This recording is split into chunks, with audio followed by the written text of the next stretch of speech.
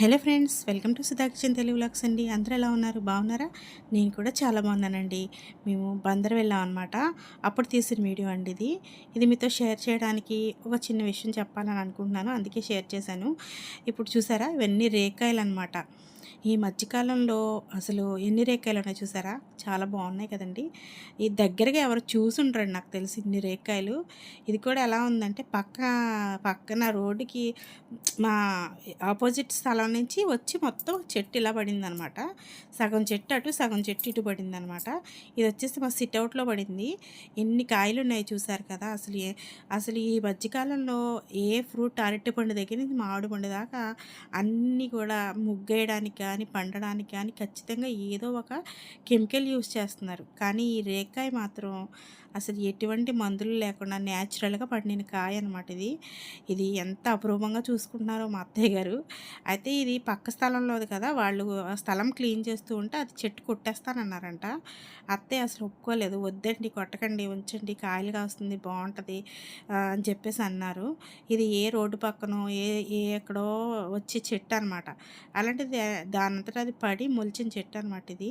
ఇది ఎంత కాయ కాసిందంటే అసలు మా వాడు చూడండి ఎలా మెడిటేషన్ చేసేస్తున్నాడు.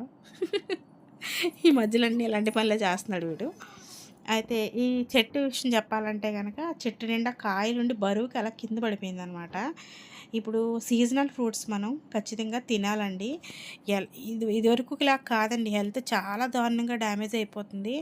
అది కల్తీ ఫుడ్ ఒక కారణం అయితే, మన అన్హెల్తీ లైఫ్ స్టైల్, అవన్నీ మనం ఎంత మార్చుకున్నా ఈ కెమికల్ ఫుడ్ వల్ల ఎక్కువ డ్యామేజ్ అవుతుందన్నమాట. మన లైఫ్ స్టైల్ అంత మార్చుకున్నా కాబట్టి ఇలా న్యాచురల్గా దొరికిన ఫ్రూట్స్ ఉన్నప్పుడు ఖచ్చితంగా పిల్లలు తినకపోతే ఏదో రకంగా అనమాట. నాకైతే ఈ రేకాయలు ప్రెగ్నెన్సీ టైంలో రేగొడియాలు ఎంత తినాలనిపించిందో, అస్సలు నాకు దొరకనే లేదనమాట. అప్పుడు నేను సెకండ్ వేవ్లో ఉన్నప్పుడు ప్రెగ్నెన్సీలో ఉన్నాను అప్పుడు, కరోనా సెకండ్ వేవ్లో. అప్పుడు అసలు రేకాయలు కాదు కదా, ఏం దొరకలేదు అనుకోండి, అది వేరే విషయం. ఆ క్రేవింగ్స్ అన్నీ ఇప్పుడు తీర్చుకుంటున్నాను నేను. అయితే ఈ రేకాయలు ఉన్నాయి కదా, ఇవి ముగ్గిన తర్వాత తీసి డబ్బాలో పెట్టారనమాట. సంక్రాంతికి భోగిపళ్ళు పోయడానికి అని చెప్పేసి. తర్వాత ఏమైందంటే, ఏదో చెప్దాం అనుకున్నానండి. పిల్లలకి ఫుడ్ వాళ్ళు తినను అంటే మాత్రం, ఏ సీజనల్ ఫ్రూట్ అయినా తినను అంటే మాత్రం స్మూతీలా చేసేసి, వాళ్ళకి ఐస్ క్రీమ్ అంటే ఇష్టం కదా, ఆ డబ్బా దాచిపెట్టి ఆ స్మూతీని ఆ ఐస్ క్రీమ్ డబ్బాలో వేసి డీప్ ఫ్రిడ్జ్లో పెట్టిన తర్వాత అది ఇచ్చేసేయండి. మా వాడు అలాగేనండి, కర్బూజా తినమంటే అస్సలు తిన్నాడు. ఐస్ క్రీమ్ తిని డబ్బా దాచిపెట్టి కర్బూజాని స్మూతీలా చేసేసి డీప్ ఫ్రిడ్జ్లో పెట్టి, ఐస్ క్రీమ్ రా నాన్న, కొత్త ఐస్ క్రీమ్ నేనే చేశాను తిను అంటే తిని, అమ్మో చాలా బాగుందమ్మా అంటున్నాడు వాడు. ఐస్ క్రీమ్ కర్బూజా తినమంటే తినలేదు, కర్బూజా స్మూతీలా చేసి పెడితే తినేసాడు అనమాట. అలాగే వాళ్ళకి ఏమన్నా తినను ఫ్రూట్ ఉంటే మాత్రం అలా చేయండి, మీకు కూడా వర్కౌట్ అవుతుంది చూద్దాం. నేనైతే అలాగే ట్రై చేస్తున్నాను. కొన్ని కనిపెట్టేస్తున్నాడండి వాడు. నేను తిన్నామా, నాకు వద్దు అంటున్నాడు. లేదు నాన్న, ఇది వేరే బాగుంటుంది అది చెప్పి పెడతాను అనమాట. ఇది వచ్చేసి అలాగే మాట్లాడుకుంటున్నాను.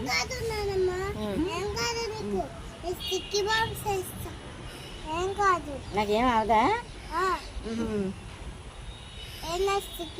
కత్తి హాయ్ ఇలాగా. అది బనానా అత్త వస్తుంది, బనానా అత్త వస్తుంది, ఇంటికి చేస్తుంది బనానా అత్త. ఇది బనానా అత్త వచ్చేసావా?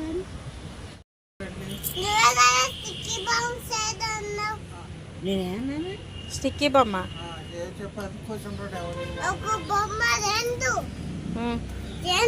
అమ్మ వద్దు, నా కాయలు పడేయకూడదు, నాకు ఇచ్చేసేయాలి.